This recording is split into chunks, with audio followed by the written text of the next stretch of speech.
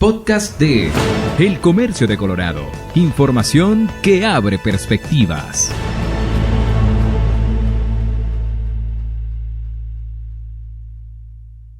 Okay. Porque lo que tú ves allá al fondo es parte del muro construido acá en esta parte de la frontera. El muro tiene diferentes características dependiendo del área donde sea, ¿no? Y acuérdate de una cosa, aquí el muro está, aquí tenemos río, no es como Arizona, no es como California, donde no hay un río de por medio y simplemente los muros o las bardas que se construyen de frontera, pues no tienen ningún intermedio. Aquí no, aquí es el río, un espacio y luego el muro. O sea, hay un tramo entre el río y el muro, un espacio ahí. Y tú lo que estás viendo allá al fondo, atrás de mí, es precisamente una parte, ahí tú alcanzas a ver allá las partes del muro. En estos reportes diarios previos a la eliminación del título 42, tenemos hoy un invitado muy especial. En primer lugar, porque él es un veterano del periodismo, es un periodista mexicano que ahora reside en los Estados Unidos y es la perfecta definición de un profesional méxico-americano. Él se llama José Luis Garza, es editor del periódico US, que está en McAllen, Texas, y que abarca, porque él también cubre el área mexicana de esa gran área metropolitana que conforman McAllen y Reynosa. Si vamos a un mapa, y le agradecemos altamente a José Luis que nos esté dando la mano hoy para entender el problema, porque él está en un centro neurálgico de esa relación entre Estados Unidos y México.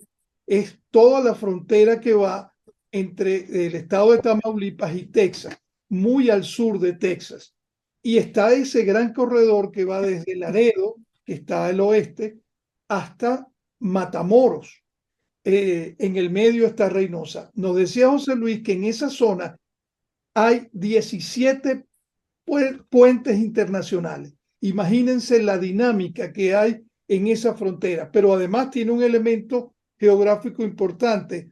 Allí está el río Bravo, que es el accidente, vamos a decir, natural, el segundo muro que divide Estados Unidos de Texas. Perdón, Estados Unidos de México. Pero vamos a pasar para que sea el propio José Luis quien nos explique dónde está, qué significado tiene esa zona. Y te lanzo la primera pregunta, José Luis. Nosotros estamos en una zona alejada de la frontera. Tú estás en frontera. ¿Cómo te sientes en este momento previo a muy pocas horas del final del título 42? ¿Qué se vive en Reynosa y en McAllen específicamente en este momento? Creo que al igual que en diversos puntos fronterizos, con sus características muy propias de cada ciudad, se ha dado una gran concentración de personas procedentes de diversos países. Tú por las noticias debes de haberte informado que el fin de semana, el domingo por la mañana, hubo un desafortunado accidente aparentemente imprudencial, aparentemente, donde alguien atropelló a varias personas de origen venezolano en la ciudad de Brownsville. Pero ese es el grupo que está cruzando por esa región. Aquí estamos a unas 60 millas del área de Brownsville. Hay una gran multitud, y cuando digo multitud, lo digo con toda propiedad, una gran multitud en el lado mexicano, en Reynosa, de haitianos que han transitado, muchos de ellos desde la República de Chile, otros que llegaron a Centroamérica, otros que llegaron a Panamá, pero todos con el propósito de cruzar. Yo, sin exagerarte, te digo que debe haber cuanto menos unos 10,000. Y están, ¿Cuánto? 10,000 en Reynosa. Y es muy notorio porque son de ascendencia afroamericana o africolatina, como lo quieras llamar, y entonces se distingue muy bien el grupo étnico, cosa que no ocurre. Hay mucho también migrantes de Centroamérica o de otras nacionalidades que pues tiene las características más o menos de los mexicanos y entonces muchas veces pasan desapercibidos mientras no hablen. Ahora, José Luis, pero tú sientes, digamos, allí en McAllen, ya han pasado personas y hay una situación similar al Paso, o lo que sucede en el Paso es exclusivo del Paso. Hay gente pernoctando ya en la zona de McAllen. No, mira, en la ciudad te decía que cada lugar con diferentes características. Por ejemplo, en Matamoros a Brownsville han estado cruzando constantemente personas mayoritariamente de origen venezolano. Entonces, estas personas han estado cruzando y se lanza al río. ¿Por qué razón se cruzan con tanta facilidad? Porque es casi el final del río Bravo y el nivel del agua del río Bravo es en algunas épocas del año muy bajo, llega a las rodillas. Así es que fácilmente pueden cruzar sin mucho problema. No requieren de ser expertos nadadores para cruzar ahí. Entonces, todo esto facilita que estén cruzando, pero hay desde luego mucha desesperación. Lo otro es que en McAllen hay un centro que ha sido un albergue, el Centro de Caridades Católicas del Valle del Río Grande, que ha sido un albergue, un refugio para muchas gentes que llegan, que cruzan. El proceso es este. Las gentes llegan, han estado llegando por los últimos años y no llegan a esconderse, llegan a entregarse a la patrulla fronteriza. Y llegan a entregarse a la patrulla fronteriza para que ellos puedan en un momento dado ser objeto de un trámite de asilo. Los procesan y hay una situación muy especial. Todo esto es una problemática muy especial. No hay suficientes jueces para procesar la situación migratoria. Entonces, por eso precisamente el presidente Biden hablaba de enviar 1,500 efectivos militares y 1,000 jueces a la frontera. El problema es que es insuficiente todo para procesar las solicitudes de asilo.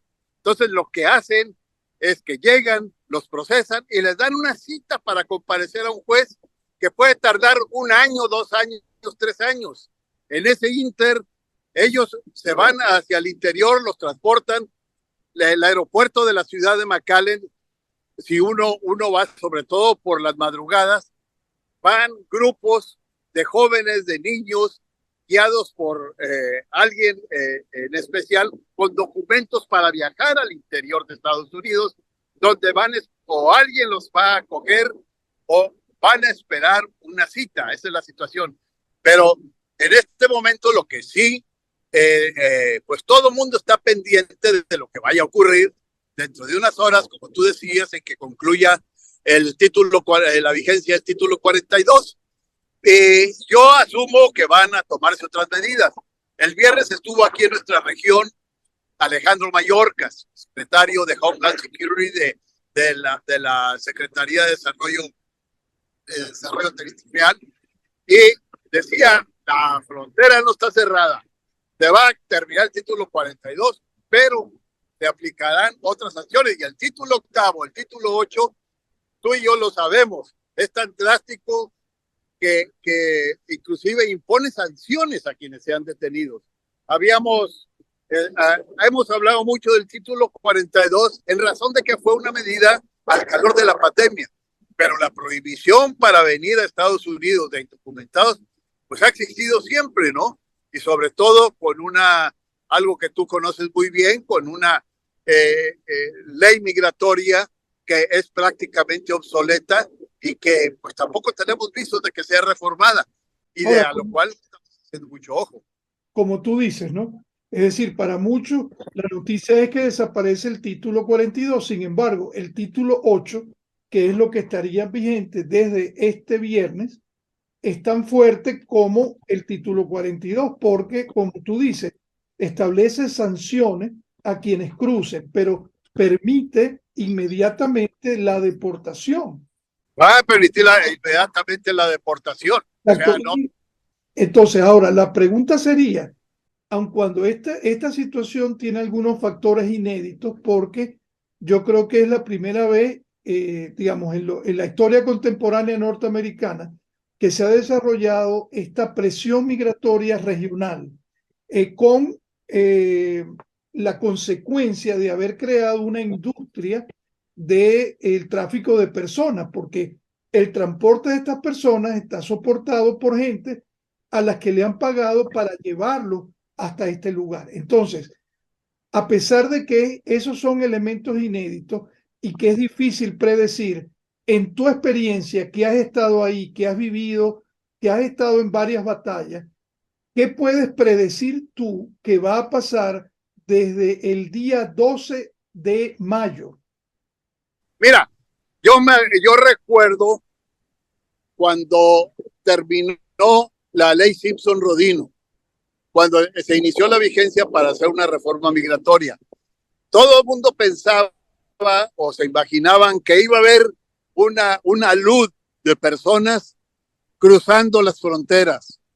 Yo particularmente creo que va a haber, por problemas de información, por problemas de intereses, va a haber mucha gente que va a pretender cruzar, pero ha sido suficientemente esperado este momento para que las autoridades del país, entiendas el gobierno federal de los Estados Unidos, tome algunas medidas, pero en el caso de Texas, particularmente el gobernador Greg Abbott ha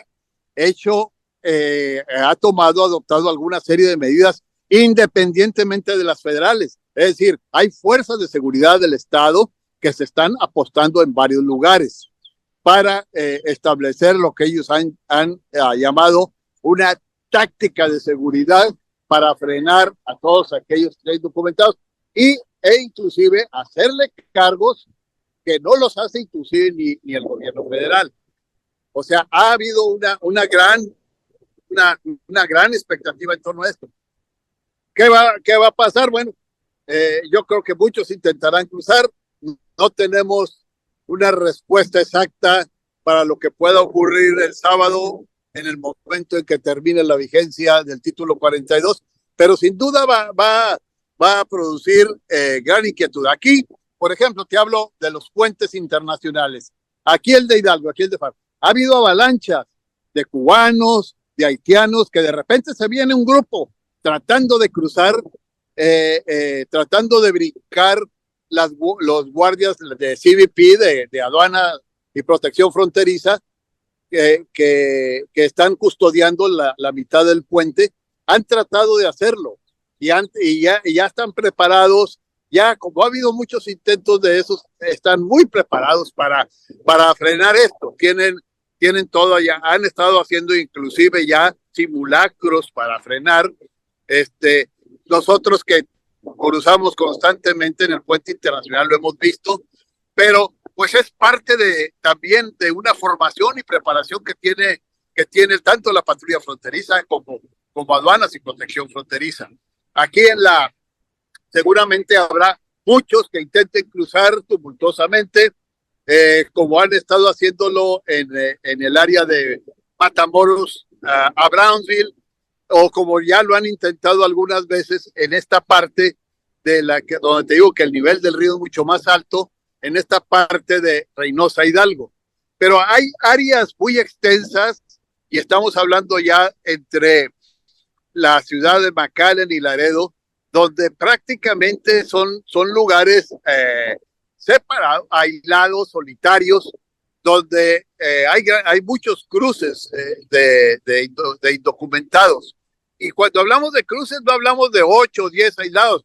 Hay grupos de 100, de 200, de 300. No son cruces organizados. Obviamente, eso es más que organizado. Y eso tiene una coordinación y tiene y desde luego, por lo que trasciende, también tiene un pago, ¿verdad? Todo eso, ¿no? Pero yo creo que les han pintado un espejismo en torno a esto. Muchas cosas problemáticas. Bueno, alrededor del 11-12%, de acuerdo con una declaración que hacía recientemente el congresista Henry Cuellar, son quienes consiguen mantenerse en Estados Unidos, ¿verdad? Gracias a que les conceden el asilo. El resto son deportados. Ayer estábamos viendo las cuentas a Honduras han sido deportados 22,000 en lo que va del trimestre, ¿no? De México y de Estados Unidos, hay que aclararlo, ¿no? Pero entonces, todo esto, pues, sin duda va a hacer eso, pero yo creo que van a tomar algunas medidas, entre ellas en que van a sancionar a quienes crucen ahora, porque ya establecieron puntos para tramitar, como tú lo sabes bien, también en Guatemala y en Colombia. Va a haber oficinas para tramitarlo. Si los que cruzan, de acuerdo con el título 8, no pidieron asilo en el país, en el tercer país por el que cruzaron, van a ser objeto de sanciones.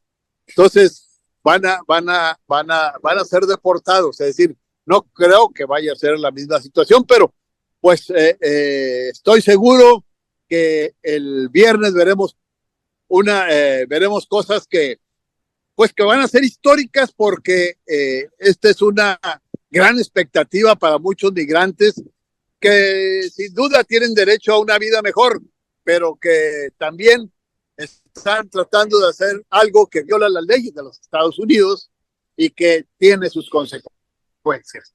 José Luis, muchísimas gracias por habernos hecho este recorrido. Igualmente vamos a colocar también editado lo que tú nos decías cuando estabas ubicado frente al muro, porque José Luis nos llevó desde el muro allí en McAllen hasta un puente internacional ahí entre Hidalgo y Reynosa. Gracias, José Luis, por compartir esta experiencia. Seguiremos en contacto y, como tú dices, estamos haciendo un reporte de un momento histórico para los Estados Unidos y para toda la región. Muchísimas gracias, José Luis. Nombre a tus órdenes, Jesús, como siempre, y desde luego espero que quise hacerlo así al aire libre, espero que el viento no vicie mucho la transmisión. Tenemos una voz tuya, así es que como quiera, ¿no? Un gusto saludarte. Igual. Podcast de El Comercio de Colorado. Información que abre perspectivas.